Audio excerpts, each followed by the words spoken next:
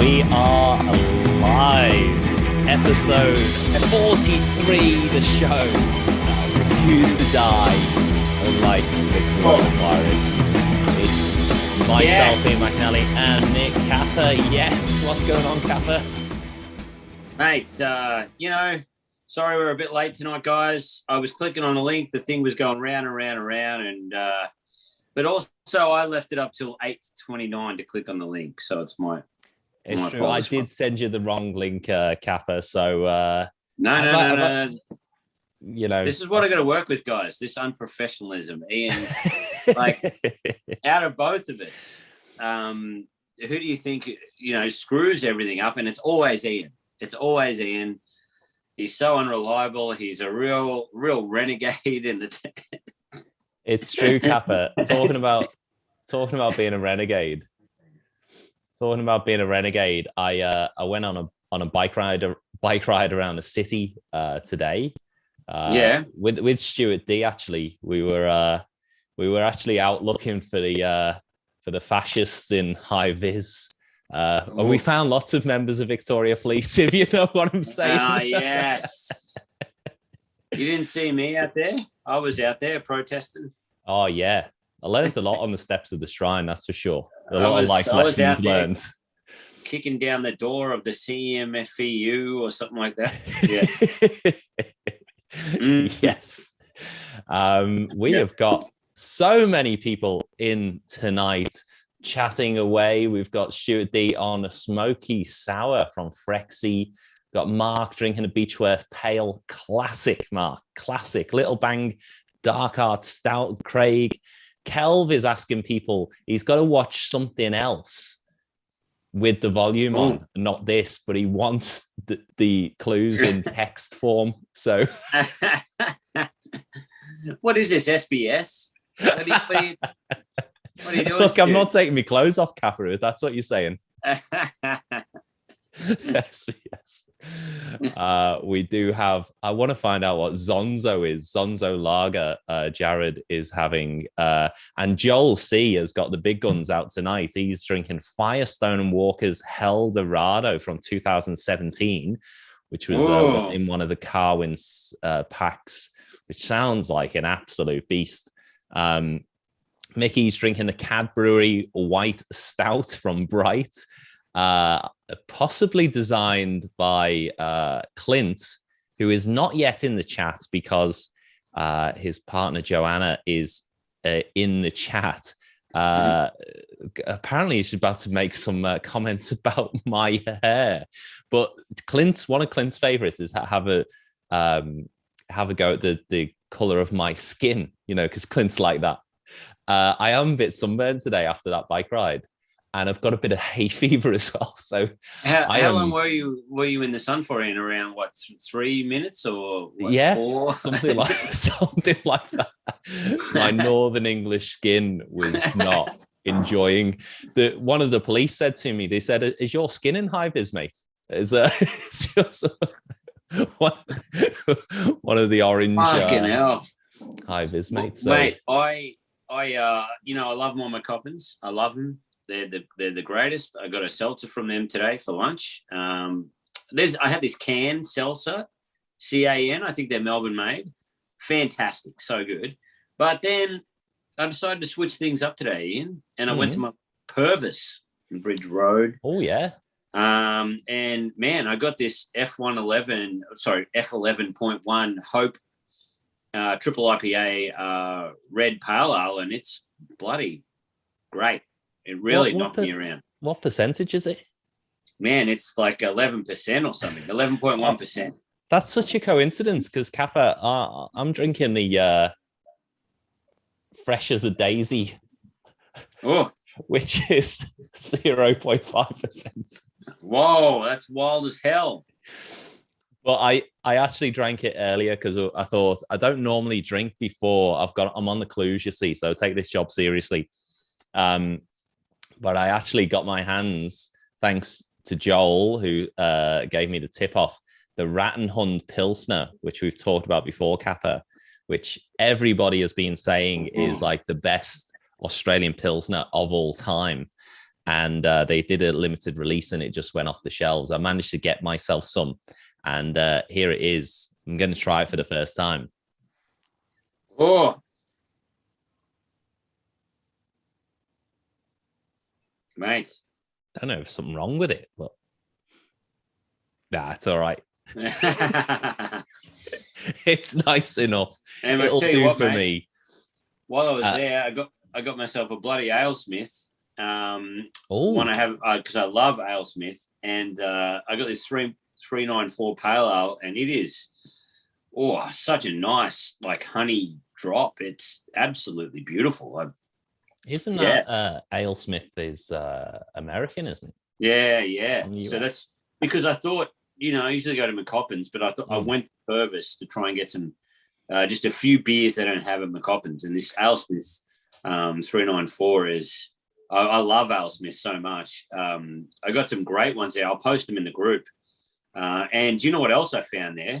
Something that is hard to find is the Hargraves Hill Lebowski white stout. Yeah, white Russian stout. It is. They said they've got a lot of it there. They bought a lot of it, thinking it would. So it's sold out everywhere else except for Bridge Road, Purvis. So if you want to get that white Russian stout, it's so good to have a bottle shop that can't shift craft because, like, where everyone else runs out, and you can just depend on that store. So good. Oh man, yeah. We have got we've got Zonzo. An update from Jared is a winery in the Yarra Valley who put out some beers as well. Look, we've got some Craig trying to stoke up some Bulldogs and D's rivalry in the as well. Stuart D said he said, I've got a funny story. Now, Kappa, you're as a comedian, you should never open with that. It's all about expectation, isn't it? He said he went out to the bottle shop this evening, had a lucky catch of 3 or 4 empty parks in a row across the road. So he went along to the end, parked, and went to pick up some beers. When he came out of the bottle shop, he dashed across the road to his car, lifted up the boot, put his beers in, and then found a lot of stuff in that boot that wasn't his. Presumably, he's popped a car that wasn't his. Fantastic. The guy was in the driver's seat of his car. He turned around and said, wrong car. Stuart, how drunk were you?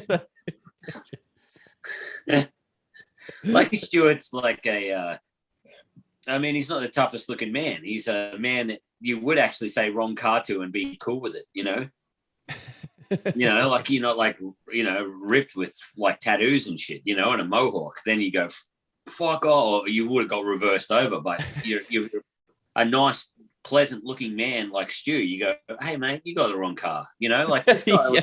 This guy's a friendly looking man. There is no way he's trying to break into my car.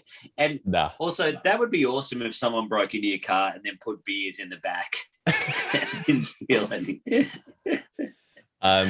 Kappa, there was an earthquake yesterday. We won't spend too long talking about the earthquake, but there was a real victim in the earthquake, which I'm going to share the screen and hopefully this shows up. But there was a real victim yesterday when the earthquake shook. A piece of very precious glassware fell off the shelf. Let me have a share of this. One of our listeners, one of our viewers may well recognize this. We'll just spend a moment to commemorate.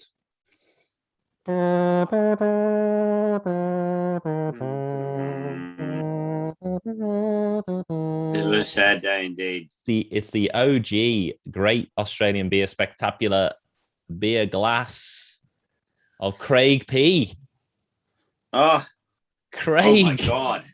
Devastated for Craig P. have touched that glass. So devastated. So well played, Craig P. I hope you can replace the irreplaceable.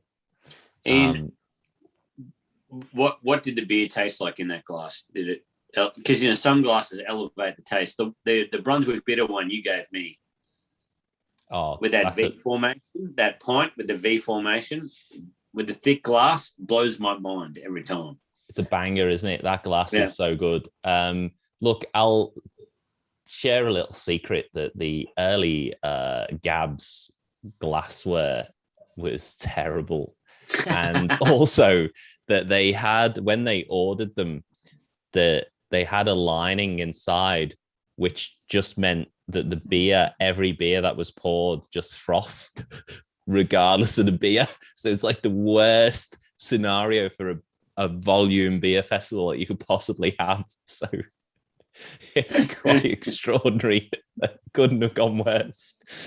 But we've got Begsy's here as well, drinking Lasserin Beyond Peach. Oof. Oh, what is that like? Is that good? I love Lasserin. I haven't had the Beyond Peach, but it sounds beautiful. Sounds divine. Yeah. Mickey, KSB or KBS Breakfast Stout. Oh. And Sam really Smalley, he's having a soft drink and guessing the year. Sam, solidarity with you. Good luck for the D's as well. I know Sam is a big D's fan. My father-in-law played a handful of games for Melbourne Demons in the late 70s, so I'll be cheering the Bulldogs. If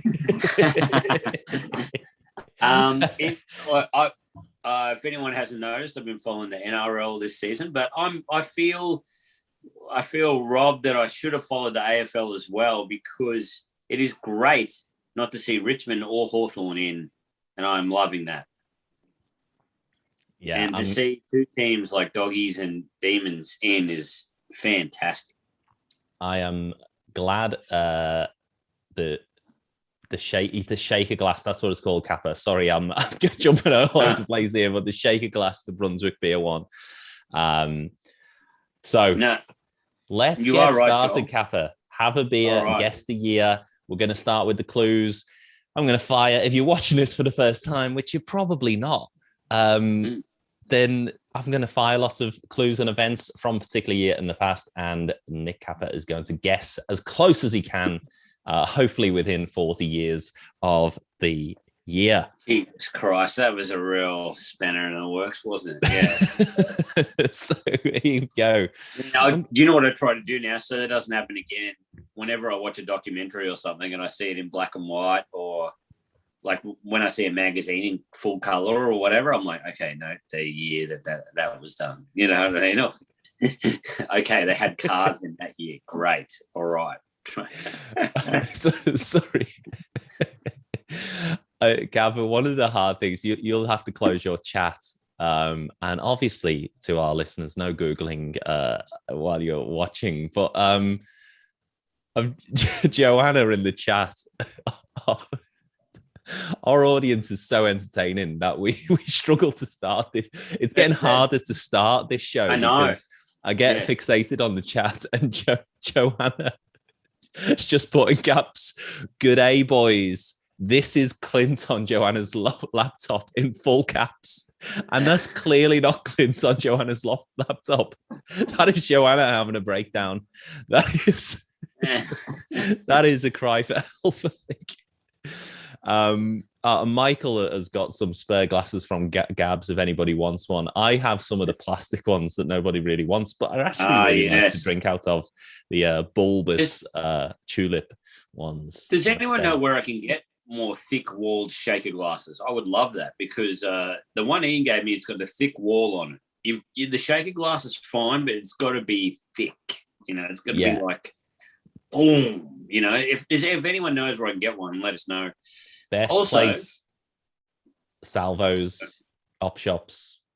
Salvos, op shops. Also, just thought I'd say, maybe in the group, we should post our favourite glass. If you haven't joined the Have a Beer Guest of the Year Facebook group, you can post your favourite glass. I reckon that's a cool thing. It's one of the questions in the, as you know, Kappa, from the Chosen Brew podcast, you get to choose a snack and the receptacle to drink the beers out of. And I purposely say receptacle because that describes anything that holds something. And the amount of brewers, the scientists that they are, who do not know, who are like, what do you mean when you say receptacle? All right, here we go. Let's get started with this one. We're going to have lots of fun with these clues, Kappa. I'll give you a few to start you off. Okay, so the Museum of Modern Art opens in New York in this year. Nice. There is a large earthquake as well in this year that it's actually in the Atlantic Ocean, and it breaks the transatlantic cable in 28 places. And the first nudist organization in New York City is inaugurated. So it's good, isn't it? I'd love to go to that inauguration because it would be one of the few things that you don't have to dress up for. It's like, so good. And not to offend anybody who might be a nudist in the group, but nudists, they're kind of the people that you know, no one cares if they get it out or not, you know.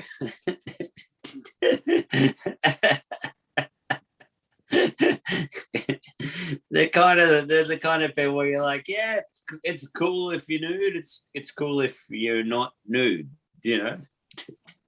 Yeah, I think it's definitely a certain type of body that loves to get nude. What would Frankie Boyle describe it as? A dropped lasagna?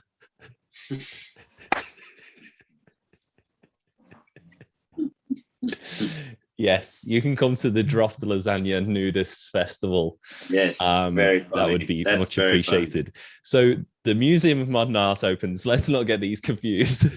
Both in New York. It's the first US nudist. Imagine turning up to the Modern Art Gallery naked, going, tomorrow. Yeah.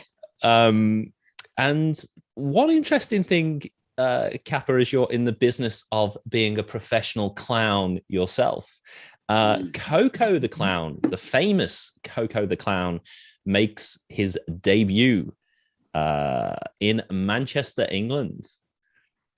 So who was Coco the Clown? I don't know. Coco the Clown was a circus clown who basically created a template for all clowns from that point. So he was a kind of with the makeup, the eyes, and all that sort of stuff. He was, the car that falls apart, the flower that sprays you with water, and all that sort of stuff. Yeah.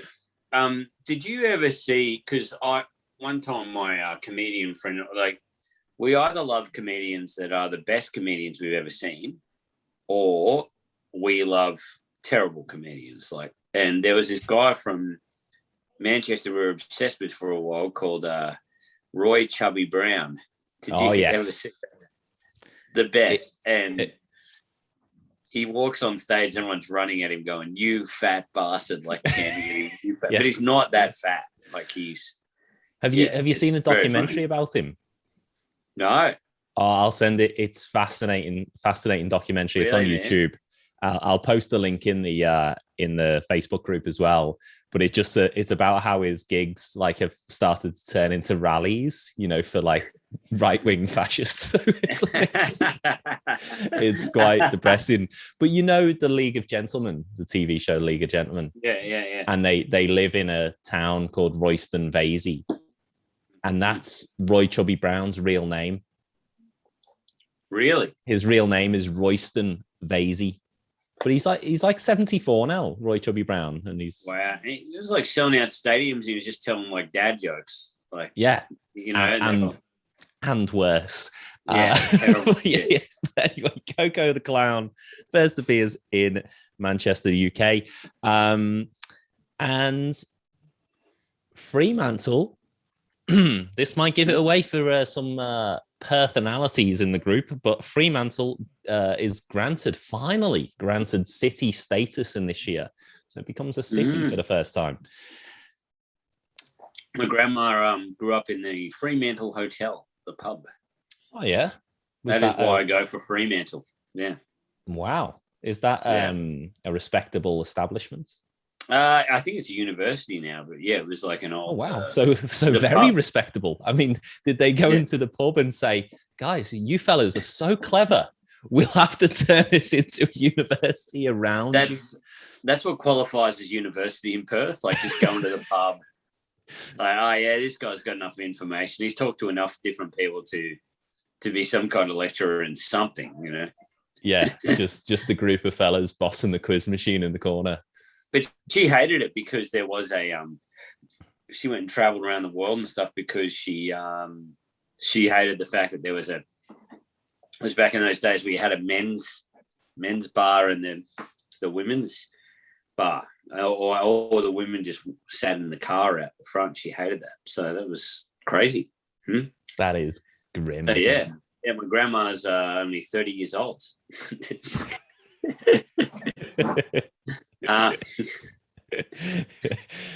So in this year as well, the USA and Canada, they come to an agreement to preserve Niagara Falls. Have you been to Niagara Falls? No, mate, no, I've not been to the US. One of the few places I've traveled. Well, no, I have not traveled. You can see Niagara Falls from the Canadian side or the US side, but it's quite grim. Like it's right on the border, and it's what's worse about Niagara Falls is that when you find out more information about it, that they tell you that they've got complete control of Niagara Falls, so that they can just they can turn it on and off like a tap. So they could have it as a trickle, or they could have the water rushing through it. They've got complete control over it. And that's so depressing. I went to a similar thing, but it wasn't that. But yeah, I went to Iguazu Falls, and you see it from the Bolivian side, the Argentinian side, or the Brazilian side. And everyone told me each side was better, so I spent like $300 in hostels, staying in each one, doing tours and just seeing the same. Like I think the Brazilian side was better or something, but it was just all a fucking. Yeah, well, the Canadian side is better for Niagara Falls because on the American side, it's just got loads of casinos. Just really? Not nice. But anyway, Niagara Falls. We've also got Mother Teresa. She arrives in Calcutta for the first time to begin her work in India. Okay. Mother Teresa. I have no idea what century that's from or what year that could be. That's terrible. Yeah. She's you would say she's got a face like an old man's knee. I think that's God bless you, Mother Teresa. Quite a controversial figure in my mind. Not all good. Do your research. Actually, talking about Mother why, Teresa. Ian's never mean to anyone. I like that the one person he's chosen is Mother Teresa.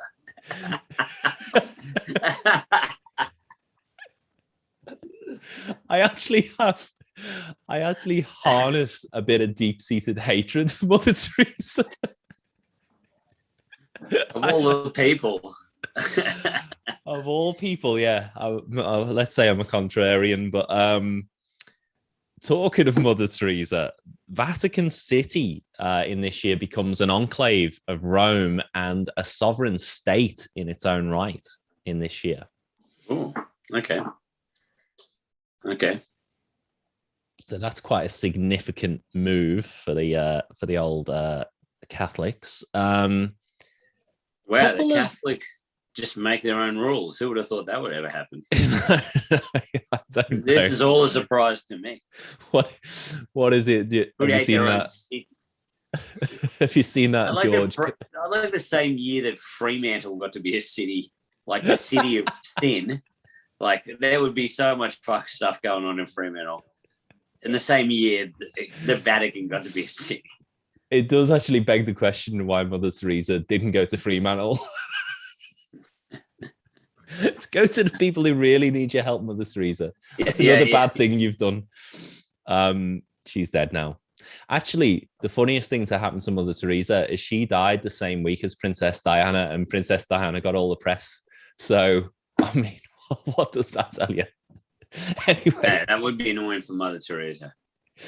Couple of things happened as well in this year around a passion of yours, Kappa, which is drawing, doodling, animation. Oh, this is nice. Like a customized have a beer guest of the year. This is excellent.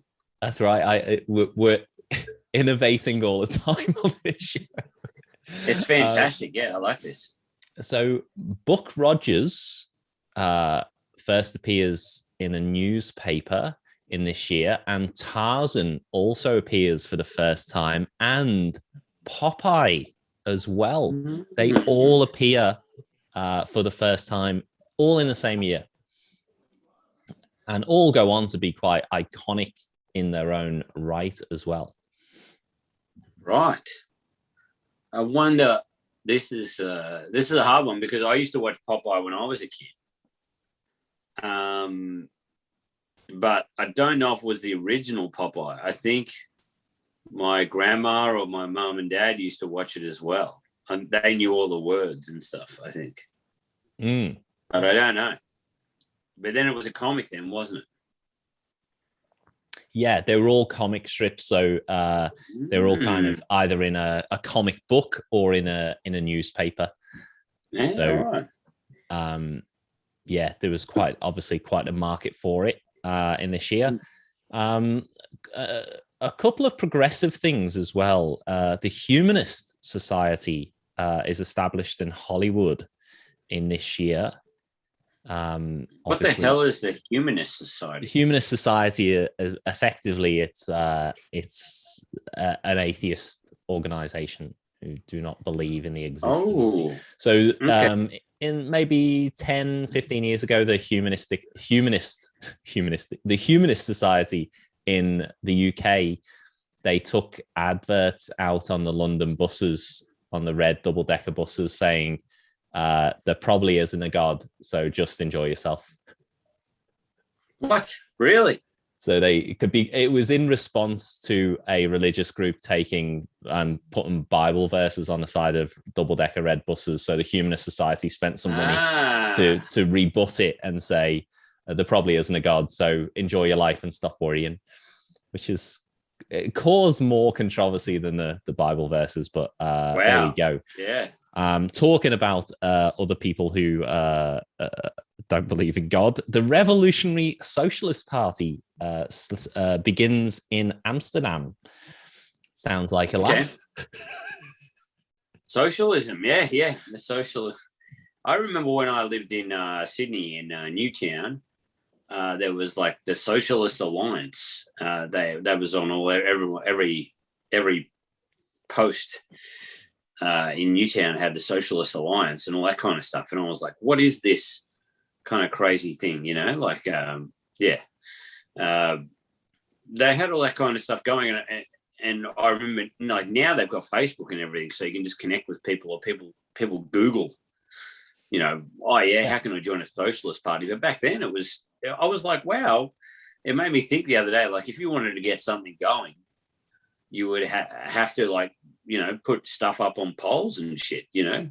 Yeah, well, obviously, I mean, we haven't broken this to our audience yet, but we are a cell for, we're a socialist organization that has been doing 43 episodes of Have a Beer Guest Here under the guise of being a revolutionary party. So welcome, comrades.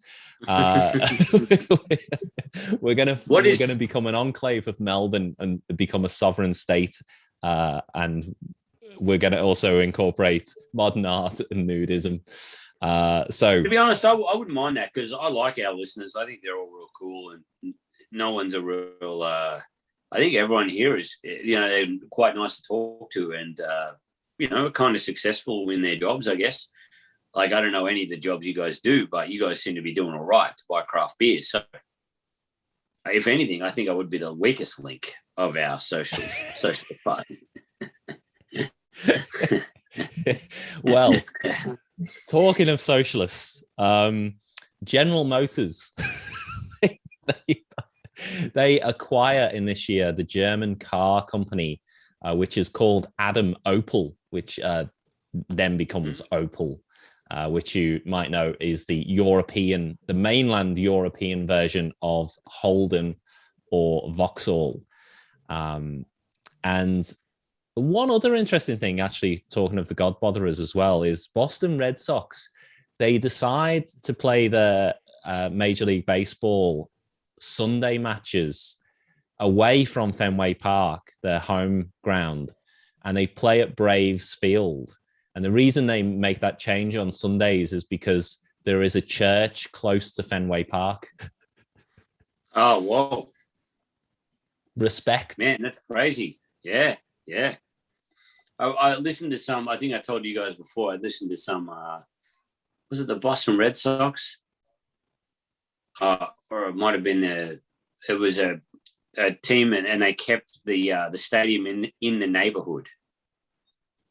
And then they would only have day games or something like that. I forget which someone might need to tell me, but it was a cool thing on the ESPN podcast. Oh, yeah. Great story. Yeah. Fenway is a really old stadium, brick built stadium. It's got quite cool. Yeah. I like those old stadiums. Yeah, man. Yeah. I like the just down the road from me is Victoria Park, the Collingwood one. Yeah. I watched a few AFLW games there. But fuck, it would be good to see it was great to see those games and stuff, but I was like, fuck, I've got to go down and see more games just to sit on the hill and drink and stuff, Yeah. I love, it's amazing that Australia's Melbourne, particularly as capital of sports, but obviously it makes sense for clubs to share the ground, but also in England, there's 92 professional soccer teams and there's 92 stadiums. So really? Nobody shares a stadium, which is completely stupid and doesn't make any sense until you go, and it makes loads of sense. It's just so good to go to everybody's ground, which has a unique character. It's in a different part of the city or the town. Some are great, some are terrible, some are really old. It's such a good experience, and it does make that home and away advantage really matter, because the pitch sizes are slightly different and the fans are on top of you or whatever it is. But no, so good. In this year as well, Kappa, we've got the first telephone installed on the president's desk at the White House. So this is the first year that they actually put the telephone on the president's desk.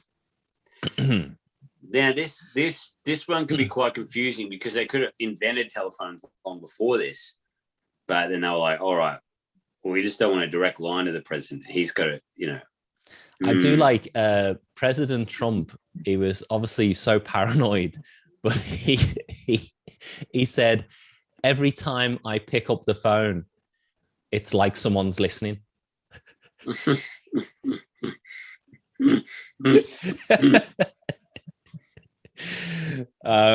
So we've also got the New York Yankees as well.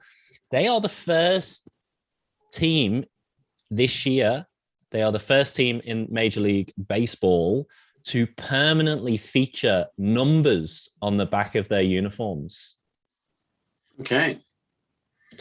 Now, I wonder this, man, because in the NRL, which I've been watching lately, there's sometimes a sponsor on the back and then sometimes there's the name of the team and whatever. What are those rules or those things? So, they got the numbers on the back of the jersey. Is that for the commentators and for the people to watch? I guess so. Yeah, well, it was only until the English Premier League where they had the names on the back of the shirt, and then they introduced squad numbers, so each player kept the number for the whole of the season, whereas previously you just it used to be numbers for your position, and in baseball they got numbers according to their batting order. Oh, so it really? Probably was easier for people to keep track of who was batting next, or who was if somebody was out, that they skipped the number and things like that. But it's also a momentous year in the UK, Kappa, because the first ever female to becomes a cabinet minister not the first ever female, because that would be Eve. Yeah, He didn't become a cabinet minister, but the first cabinet minister who happened to be female happened in this year. And Dunlop, they make foam rubber for the first time, which changes everything. Foam rubber. Amazing material. Still, this is crazy. Wide use today. Here's a good one for you, Kappa, as well. The country Italy, of which you might be familiar, you might have heard of it before. They banned in this year. They banned the use. It's obviously this is the Vatican year as well, but in this year, Italy bans the use of. Can you complete that? Italy bans the use of. I don't know. Foreign words. Foreign words. Foreign words. That is amazing. I love that. What, like, does Latin count? Does that count? I don't know. We've got Luke in the house from Earl of a Time. As Kappa, you seem to be buffering slightly there, but couple of interesting things as well. Albert Fall, he gets convicted for accepting $100,000 bribe in the so-called teapot scandal, and in being convicted, he becomes the first US cabinet minister to be imprisoned. Okay. Man, this is a real hard one. I'm like, I don't know, there's the rubber top, the tires. I remember that was big in the last one. That was like 1901 or some shit, you told me. But then I don't know if they'd made foam rubber yet. You know, I think you're throwing me a little curveball there. Good baseball analogy as well. I'll help you out with something a bit closer to home, Kappa. Okay. A dam on the Cascade River in Tasmania collapses. Sadly, it killed 14 people from the ensuing floods in, I think Australians say Derby, but we would say Derby. Derby. So that was a tragic. Apparently, there's protesters in Derby now because there's like all these. There's just so much corruption going on in the government that these beautiful forests are getting knocked down and dams and things like that. And they're just planning to go ahead. Apparently, Malcolm Turnbull, gave permission to one go ahead, but there's this lawyer, this Australian lawyer that people keep getting, and he is the king. He's stopping all of this. One guy. Wow. He rang. I forget what it was. It was the Chinese company that is trying to do this, and then they just stopped. Yeah, I don't know his name, but anyway, it's this crazy guy who's stopping all of this, and he's awesome. But also, they can't stop all of it, and that's why they have all these. They're currently having protests in Derby. Craig P has said it's pronounced Derby in Australia as well, but I've heard people say Derby the same way football commentators who are not probably the best judge of how to pronounce things, but they make a point of saying debut, where we would say debut. But I'm not saying one is correct and one's not, but look, a couple of other things as well, Kappa.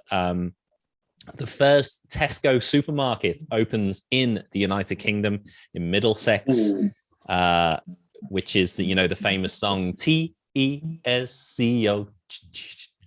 You might not know; it might not be the case.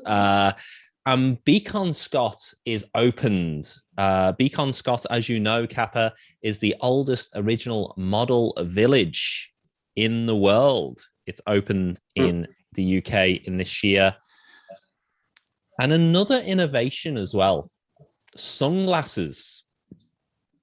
They're mass produced by using celluloid for the first time. Okay. And they're made by a company called Foster Grant. This is odd. I forget which year World War II was in, but I think World War II, that's when they started making plastic and all this kind of stuff. So a couple of other things as well. We've got Seeing Eye Guide Dogs that forms in the USA for the first time. So an organization to oversee guide dogs. Yes, great. That forms. And we also have this might give it away for you, Kappa, here. The first telephone connection is established between the Netherlands and the West Indies. Ah, nice. Okay, well, yeah. Kappa, I'll can I let you into a bit of a secret about this? Is before we went live, I was like practicing what that conversation would have been like between the Netherlands. Hello, this is the Netherlands and the West Indies, of which I am not brave enough to do the accents on the internet. I remember. Do you remember, man? No, you wouldn't know how to do this, but my parents were friends with a Dutch couple, and if they wanted to ring their Dutch parents from overseas, years, they had to drive to the only international phone, have all of these coins, put aside to put into and it had to be at this certain time that they would call, and they had to drive like 2 hours. It was nuts trying to make an international call like 30 or 40 years ago. Like, it was fucking wild. It's so how the world has changed, like we get annoyed when like you buffer on this. Yeah, it's like, how could we be upset? We're broadcasting live a technology that was only available to massive television corporations. We can just do it. But here's your last clue, Kappa. I hope you've got kind of a ballpark. I might run through some of the clues just before you decide. But the final clue is the game of Bingo is invented in this year, which is an adaptation of a game called Beano, which I didn't know. But that was using beans to cover the numbers on your card. And people, when you got the full house, would shout, Beano. Beano. Wow. So what a variation. Bingo is like, you can have one line or the full card. But Beano. Also, Beano doesn't have... people use bingo for like when things come together or you've got an idea, like, bingo, like, Beano. It doesn't have the same, like, it's just very close, but just doesn't have the same resonance. So, Kappa, we'll ask people to start locking in their guesses for this year, but I'll run you through some of the clues. We're preserving the Niagara Falls in this year. Mother Teresa arrives in Calcutta. Buck Rogers, Popeye, Tarzan are all making their debut. We also have the telephone connection between the Netherlands and the West Indies. The Humanist Society is established. Seeing Eye Guide Dogs is formed. We've also got Vatican City becoming a sovereign state. We've got General Motors buying Opel. The first telephone on the president's desk in the White House. New York Yankees with numbers on the back of their uniforms for the first time. The first female cabinet minister in the UK. Foam rubber is invented. Italy banned foreign words. This is such so hard to do that. It's really hard, but I've just got a number in my head, but I think it's wrong. But I've just got a number in my head. I'm thinking I'm thinking around 1932. Okay. Museum of Modern Art is opened. Game of Bingo invented. US nudist organization is established. Coco the Clown appears for the first time. Fremantle becomes a city. Tesco opens. And sunglasses are mass produced with celluloid. We've got quite a few guesses coming in thick and fast. Okay, well, while you do that, I'm just going to wash my glass out because I've opened another beer, but I don't know if this is wise, Ian. Today, I found an almanac. The Almanac Sunshine Opportunity. Barrel aged. Yeah, it's a sour. So I wanted to have, but I don't know whether I have a sour now. Actually, I will. I'll share it with my partner. But I'm going to go wash my glass out quickly. That's good. Go and wash your glass out. It's a good job we're not live or anything, you know. Give it a good clean. Down the toilet, but flush, rinse, repeat. It's clean, right. But is it beer clean? I'll give you the verdict now. Oh, we've got Clint or Joanna still writing in full caps. I mean, that is an alpha move, Joanna. That is really nice. Saying, I feel like it's an Olympic year.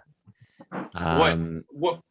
Ask Joanna when Clint's doing another stream, and is she capable of putting up with another mental breakdown from Clint and shaving his head? You know, I think I do need I need one of Clint's live streams just so I can get in the chat in full caps as well. All right, so a few of those did get me through lockdown, and I loved them. But no pressure, Clint. No pressure. We love you, brother. We'll help you deliver them. All right, see how we go. Kappa, what are you locking in? I'm thinking 1932. 1932. Yep. The year of all of these clues and all of the things that happened. Before you say this, Ian, I'd like to say it's probably a lot earlier. But yeah, I haven't learned my lesson and I'm still going high. So there you go. I like it, Kappa. The year for this episode, the 43rd episode of Have a Beer Guess the Year, is 1929. Oh my God. 1929. Obviously, the big elephant in the room that I didn't mention was the Wall Street crash of 24th of October, 1929, which was the big event of 1929, apart from Mother Teresa going to India. So there was such a big discrepancy there. Mother Teresa, I'm like, okay, she died around 1995. She couldn't have been that. But then I thought a lot of people lived most of their life when they were up until they were 30 or 40, you know, back then. But also I had 1938 in my head for some reason, and I fought against that, and I thought I will go 1932. Well, so you did very well with those clues, Kappa. I'm very pleased with that. Yeah, you did really well because there was quite a few curveballs in there for sure. We've got actually, I repeated the clues at the end, but Kelv, hopefully you caught them all. And we also we've got a question there from Luke just asking, did I read Beano comics? I did not only read Beano comics. I was a member of the Dennis the Menace fan club, which came with a plastic wallet, ID card, a fairy badge with goggly eyes for Nasha, and one saying, I'm a member of the Beano fan club, Dennis the Menace badge. Treasure that. We got quite a few guesses. Mickey vote 1932, Joel was 1927, Stuart was 1930, Michael 1934, Luke 1938. So lots of variations there, and lots of discussions just around how old Mother Teresa was when she died. When did she die? And also when Mussolini came into power, because obviously it was Mussolini who banned foreign words. So bit of a slippery slope, that one. But yeah, fantastic effort from everybody in the chat. So great. Wow. So is it Stuart D? He said that we didn't read Beano in my house. We were a Buster family, and I actually read Buster comics. So that's crazy. Only for the reason that they were the biggest ones that had the most stuff in them for cheapest. So like they weren't the greatest comics ever, but you would always buy them because you're like, well, it's good value for money. You know, on a big car trip, you want the Buster. Yeah, I'm not sure that Beano translates as well in different countries, because it does leverage the British class system as the basis of much of its humor. So we've got Stuart Deeser making a point as well. Australians don't know that the UK Dennis the Menace is very different to the character in the US, the Dennis the Menace, which there have been films made of Dennis the Menace, but not the same. Dennis the Menace has blonde hair in the US, and let's be clear, Dennis the Menace in the UK was established before the US Dennis the Menace. So I think the UK Dennis the Menace would be quite bleak. It'd be like, bloody, I have my leg blown off with shrapnel again, and then everyone laughs, like Steptoe and Son or something like, this is what happened. This bleak thing happened in my life, and everyone's like, oh, that's funny. Yeah, well, Dennis the Menace in the UK is Scottish, so that's as bleak as it gets. I mean, that is a life without vegetables. It's really brutal. So, amazing. I always wanted to write a British comedy sketch, like Britain's new favourite comedy show, Misery Shop. You know what I mean? It's always got someone walking into a shop and they're like, what happened to you today? It's like, my life sucks. And then everyone laughs, that was most British shows, and they were in black and white. We've got, it's so bleak. But we've got Craig P. Well done, Craig. You guessed correct. 1929 on the nose. And also lots of chat about how Derby is pronounced. People from Fremantle say Derby, Derby. That's where I got it from, because if it's Fremantle versus West Coast, it's a derby, which Fremantle won this year, which is crazy. We usually get beaten by West Coast, but oh my God. The amount of shit I gave to Brett Blake, who is a West Coast Eagles supporter, was fantastic. It is great. Well, Kappa, I enjoyed that immensely. That was great. Mate, you gave out a lot of food. You were so hard. I will not reciprocate that. I will like away to my food the last 2 years. Totally done. No. I will go hard. It's absolutely good. You post your favorite glasses in the group, and I'll see you around some. Do you know, Kappa, when all this is over, I reckon we can probably auction off these these clue sheets. We put a spin on it at some point. I don't know what spin we could put on. Get a listener to write. Would a listener like to contribute one and try to stump both Ian and I? Oh, wow. Wow. I wonder if we should do that. Maybe we should get a guest on who is less intelligent than both of us, and just, Look, don't talk about Luke like that.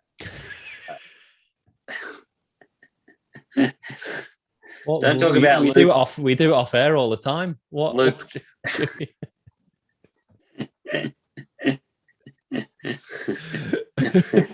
Of course we don't. Sorry, when you say of course we don't, that sounds like you really do, but we don't. Yeah, we really do.